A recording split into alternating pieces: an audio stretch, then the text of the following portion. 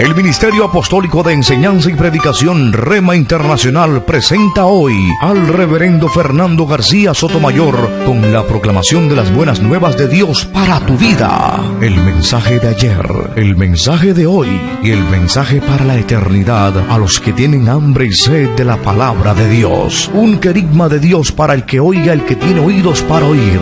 Escucha el dabar del Eterno a las naciones. Ahora es el tiempo para recibir el rema del Espíritu Santo a tu espíritu. Escuchemos con fe la memra del Señor para el alma.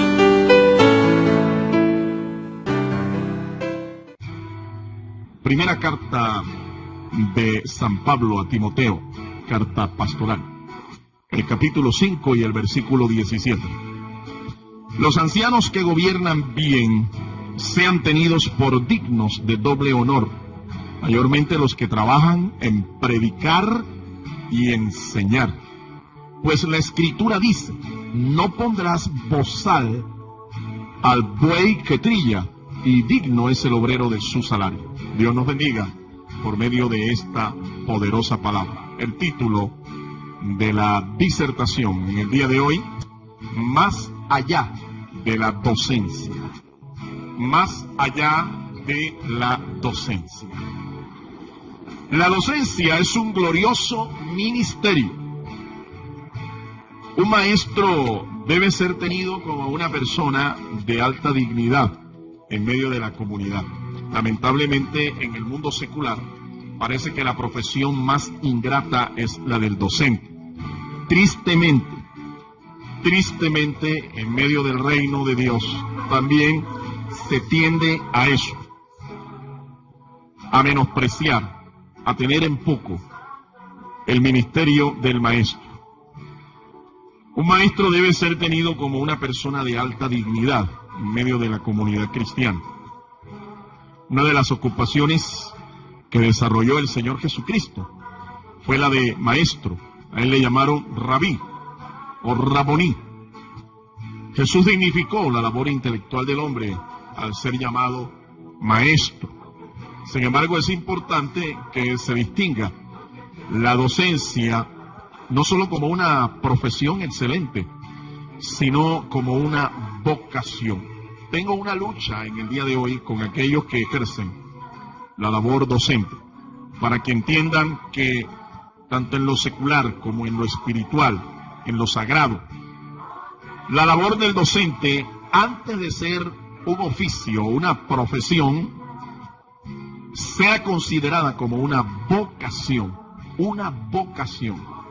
Tristemente nosotros vemos hoy que debido a las circunstancias de nuestro medio, todo ha atentado realmente contra la labor, el oficio de un docente, convirtiendo ya esta profesión en un negocio. Y cuando se habla de educación, inmediatamente algunos piensan que esto se puede manejar o se debe manejar es como un negocio, y si no deja ganancias, si no deja rentabilidad, si no deja utilidad, entonces no es una profesión lucrativa.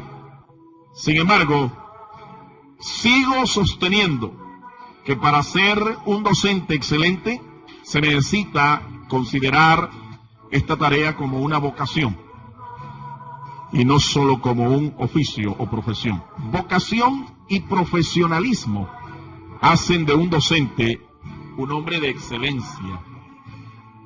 Vocación y profesionalismo. Para conseguir una educación con calidad, una calidad total que produzca estudiantes excelentes, se debe tener en cuenta los siguientes principios.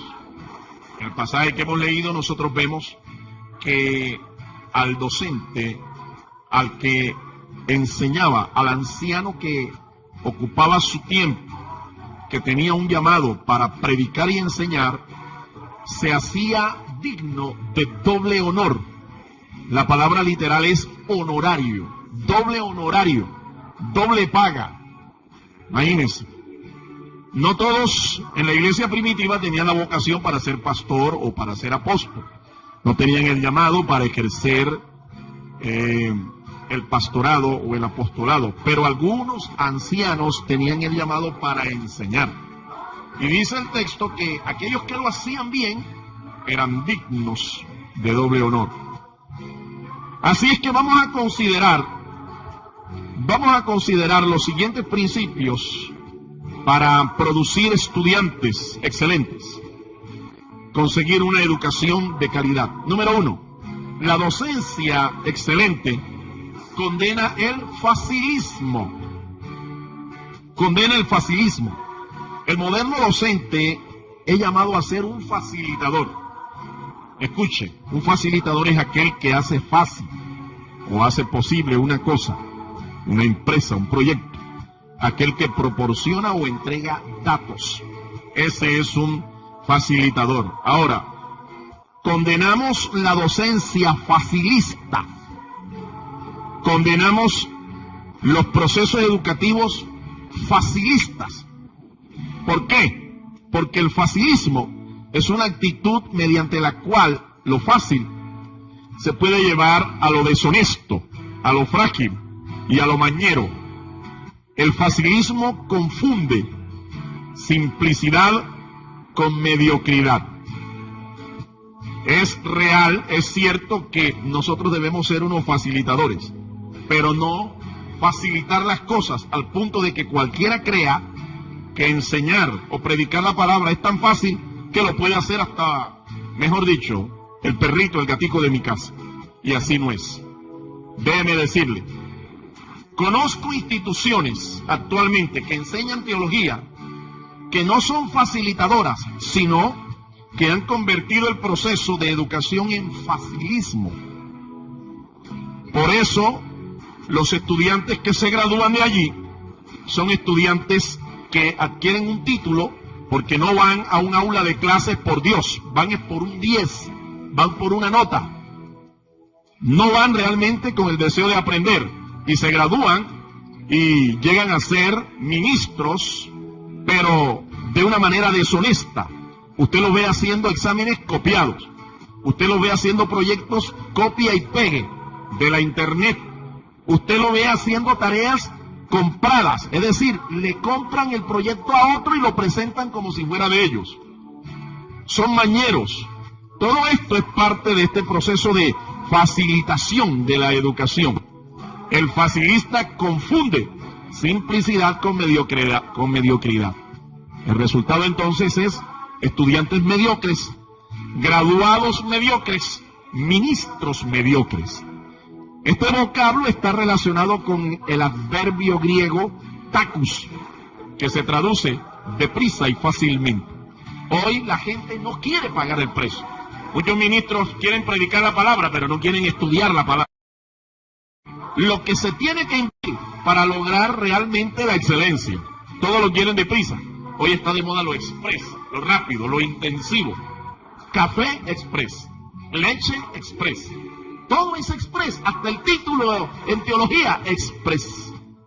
El facilismo involucra las ideas de imprudencia y precipitud. Nosotros no estudiamos para que nos den un título y poder después mostrarlo. Y decir, mire hermano, mire mi oficina, mire cuántos títulos tengo. Yo tengo más cartones que un tugurio, hermano. Déjeme decirle, para eso no se estudia. El moderno docente ya no es el centro del proceso aprendizaje-enseñanza. La moderna educación ha convertido al estudiante en el centro, en el eje, a partir del cual se planifican todos los procesos de enseñanza y de aprendizaje. Lo es el estudiante, así que desde ese punto de vista no hay maestro malo. Lo que hay son malos estudiantes, porque no quieren investigar, no quieren hacer tareas, no quieren pagar el precio, todo lo quieren es copiado, todo lo quieren es facilito, de una vez. Pastor, pero ¿por qué la complica? No, mi amado hermano, usted es el centro, usted es el eje, y la idea es que usted llegue a un nivel de autoeducación en el que el docente sencillamente sea el facilitador. Ya no se dicta esa cátedra antigua en donde el maestro era el eje central de todo el proceso. No, ahora el eje central es el estudiante. El moderno docente debe esforzarse para preparar los contenidos de su cátedra. Su cátedra debe ser una cátedra variada, profunda, muy actualizada. Debe ser docto la persona, no debe conformarse con lo que dicen los currículums educativos, no debe conformarse con lo que el libro del Ministerio de Educación le entrega. En Mateo capítulo 13, el versículo 52, el Señor desafía a aquellos que son docentes. Mateo capítulo 13 y el versículo 52. Escuche las palabras textuales de nuestro Señor Jesucristo. Y dice: por eso todo escriba docto en el reino de los cielos es semejante a un padre de familia que saca de su tesoro cosas nuevas y cosas viejas.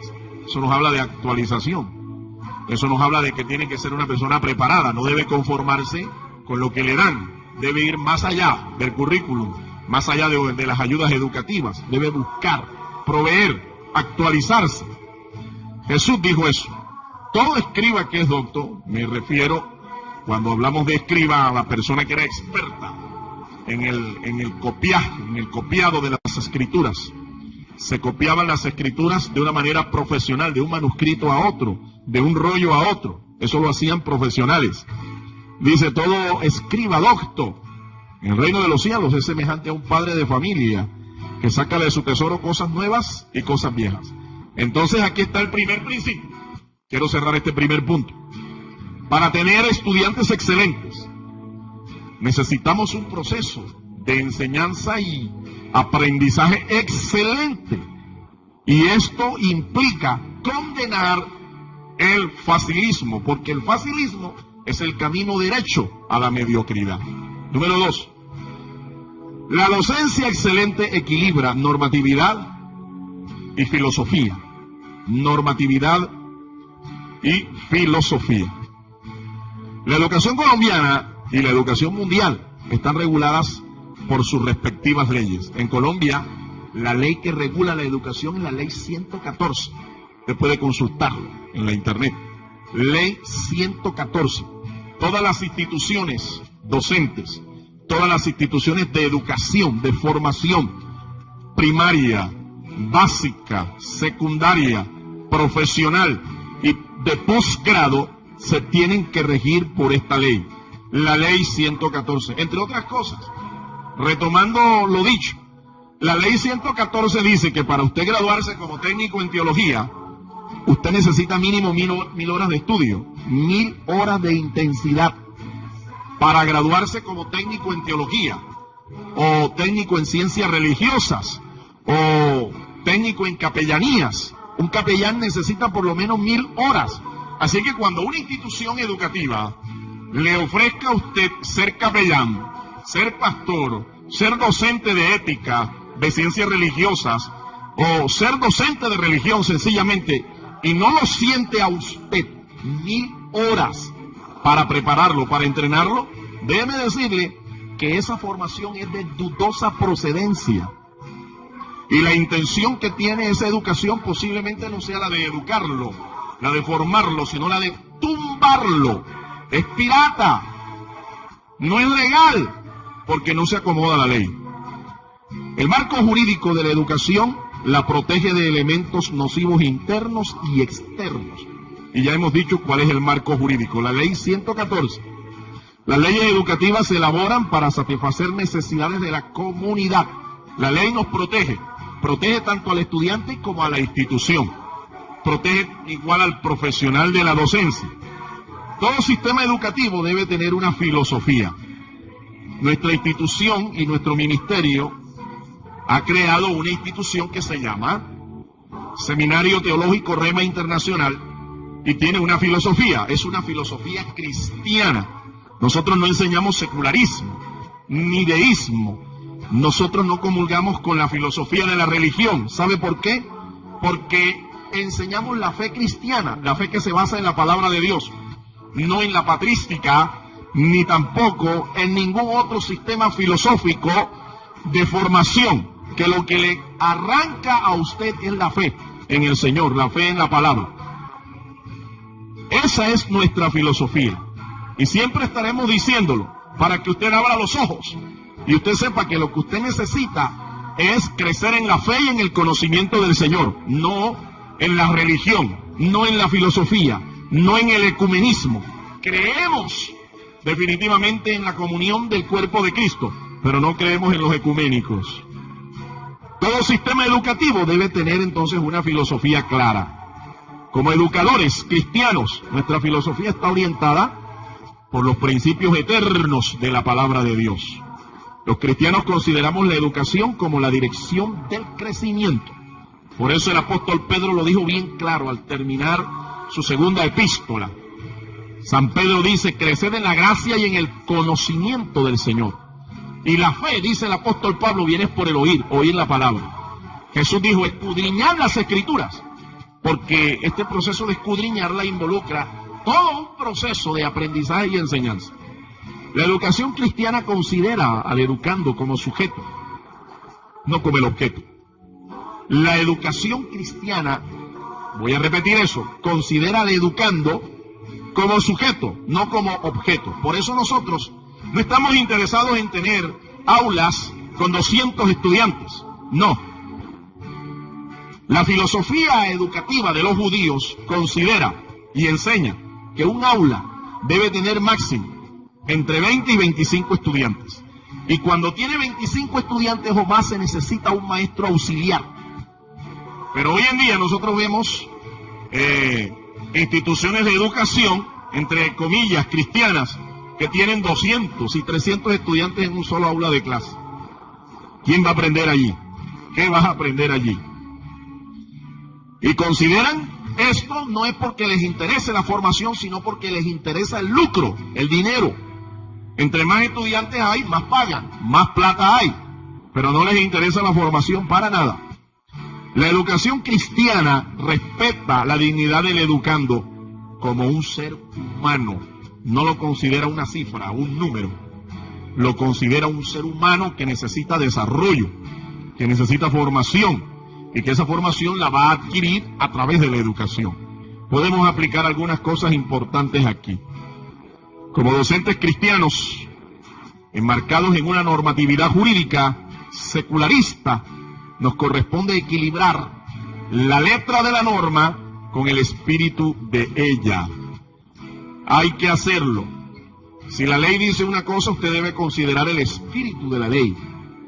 Y siempre la idea es ayudar al estudiante, ayudarlo. Como docentes cristianos, nos corresponde igualmente equilibrar espiritualidad con conocimiento científico. Espiritualidad con conocimiento científico. La fe y la razón humana no son caminos opuestos. La fe y la razón van de la mano, solo que algunas cosas en el campo espiritual, la ciencia no tiene la respuesta. Cuando la ciencia no tiene la respuesta, cuando la razón no tiene la respuesta, entonces comienza el camino de la fe. Como docentes cristianos, nos corresponde también priorizar nuestra filosofía sobre nuestra normatividad. ¿Sabe por qué? Porque es necesario obedecer a Dios antes que a los hombres. Hoy en día hay que revisar bien la normatividad que regula a las instituciones educativas, tanto cristianas como seculares, porque hay muchas normas que atentan contra la fe cristiana. Muchas normas que atentan contra los principios cristianos.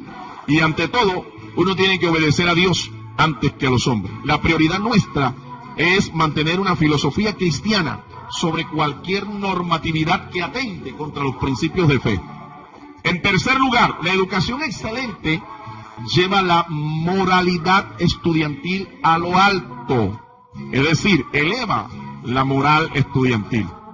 El proceso educativo de una institución cristiana debe desarrollar en el estudiante su ser armónico, biológico y moral. Es decir, un estudiante completo, un estudiante integral. Las normas de moral más altas se encuentran en la palabra de Dios, no en la ética de Platón, de Aristóteles o de Sócrates. No.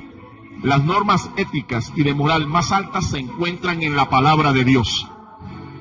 Y a través del estudio, nosotros podemos demostrarlo, del estudio de la palabra y de la historia. A nosotros no nos pueden echar cuento de que nos van a venir a enseñar una filosofía neoplatónica, acompañando o mezclando la razón con la filosofía, o la fe con la filosofía.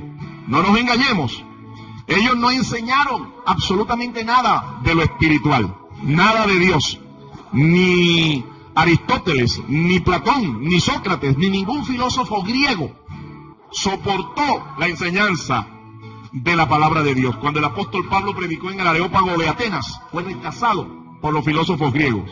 Y Pablo escribe 1 Corintios y escribe 2 Corintios para condenar la filosofía de los griegos, porque nos trataron de locos. Al apóstol lo trataron de loco, y a todos los que eran cristianos les trataron de locos. Pero Dios dijo que en la locura de la predicación era que el hombre realmente podía alcanzar la salvación. Alabado sea el nombre del Señor. Una moral sana en el estudiante se traducirá en una conducta ética adecuada. Por eso es que hay que enseñar los valores, los principios, la espiritualidad cristiana. ¿Por qué? Porque esto es lo que produce ciudadanos moralmente íntegros. Produce ciudadanos y cristianos moralmente rectos. Alabado sea el nombre del Señor. Número 4. La educación excelente define claramente su misión y su visión. Toda misión expresa el propósito de la organización. Define igualmente su quehacer. Eso en cuanto a la misión. Define también sus participantes. Guía la planeación de la institución. Y en cuanto a la visión, determina lo que una institución quiere y espera en el futuro. La visión debe ser comprometedora, debe motivar y debe ser conocida por todos. Tanto misión como visión deben ser conocidas por todos. Por eso a cada estudiante debe entregársele un reglamento pedagógico de la institución en donde está, para que conozca las reglas de juego, para que conozca la misión, para que conozca la visión de la institución, para que conozca el perfil del estudiante que queremos que él sea.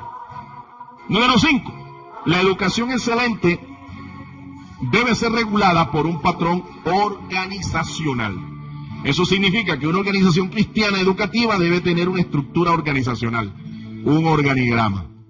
Una organización cristiana debe tener también un manual de convivencia, un reglamento pedagógico. La estructura administrativa y los procedimientos internos deben estar de acorde con la normatividad educativa nacional. Nosotros debemos regularnos por la ley, y si nos salimos de la ley, podemos ser sancionados. Sí, podemos ser sancionados. La educación cristiana se regula por la ley 114, pero por encima de la normatividad de la ley 114, cuando un principio o una ley afecte los principios de fe, tenemos que aplicar el libro de los Hechos, capítulo 5, versículo 29, cuando el apóstol Pedro dijo que era necesario obedecer a Dios antes que a los hombres. Quiero concluir en esta hora. Para nadie es un secreto que un pueblo ignorante es un pueblo esclavo. Por eso, en el imperio de los ciegos, el tuerto es rey. Por eso es importante tomar las riendas de la educación en nuestras manos. Yo creo firmemente que no solo es un desafío para la iglesia del tercer milenio, sino una responsabilidad que no hemos asumido totalmente. La indiferencia ante esta noble vocación y el abandono de la base sobre la cual debe fundamentarse todo proceso educativo ha provocado la descomposición moral más grande de la historia. No solo en países tercermundistas, sino también en países pioneros del cristianismo, como los Estados Unidos de Norteamérica. Es una nación inmoral en el día de hoy. ¿Por dónde empezó el proceso? Por la educación. Ese proceso de descomposición empezó por la educación, por allí. Cuando se olvidaron de Dios, los principios sobre las bases, o las bases sobre las cuales se edificó la nación, se educó la nación, el resultado que tenemos hoy en día es el que vemos. Una educación facilista, legalista, secular, ciega y desorientada, produce sociedades frágiles, sociedades decadentes, iglesias decadentes, iglesias desorientadas, iglesias legalistas, iglesias seculares, iglesias ciegas. Estas han sido las variables por las cuales grandes imperios de la antigüedad también desaparecieron. El imperio romano es el imperio más grande de toda la historia, el más poderoso de toda la historia. ¿Por qué cayó? No lo derrotó nadie, lo derrotó la inmoralidad. La inmoralidad. Hay un llamado entonces hoy a formar una nueva sociedad, una nueva nación, un nuevo ciudadano, un nuevo cristiano, un perfil de un cristianismo realmente excelente. Y nosotros como educadores cristianos debemos convertirnos en esos bastiones capaces de mover las aguas de una sociedad secularista, de una sociedad atea, e implantarles la visión y la esperanza que solo el imbele maestro de Galilea pregonó hace 2000 años. Él dijo: escudriñad las Escrituras, porque en ellas vosotros tenéis la vida eterna, y ellas son las que dan testimonio de mí. Amén. El Ministerio Apostólico Rema Internacional pone a disposición esta predicación. Ofrecemos ministración a simposios, seminarios, campañas evangelísticas, educación globalizada sana y de carácter interdenominacional. Escríbanos a ministerioremainternacional@gmail.com o llámenos al celular 316-270-7181.